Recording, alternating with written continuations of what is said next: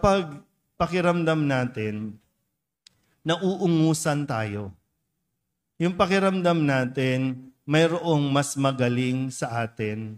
Kung hindi man mas magaling, mayroon tayong katulad, kaparis o kapantay na may mga abilidad din na nagagawa mo. Kaya lang, yun nga, pag hindi mo na-control kung ano yung mga sinasabi sa iyo, mga ibinubulong sa iyo, kasi yung the way din na sinasabi, na para bang pag yung panggagatong, uy, naku, mayroon doon, no? Parang mas magaling na sa'yo, okay din sa'yo. Paano ka nagre-respond?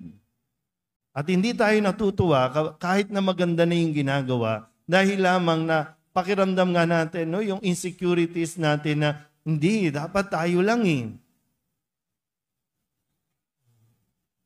Pag ganun, wala, hindi ka talaga magiging masaya sa kung ano rin ang magagawa nila.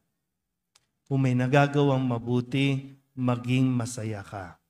Kung may nagagawang masama, subukan mong turuang gumawa ng mabuti. At huwag mo nang gayahin yung masama na kanilang ginagawa. Amen?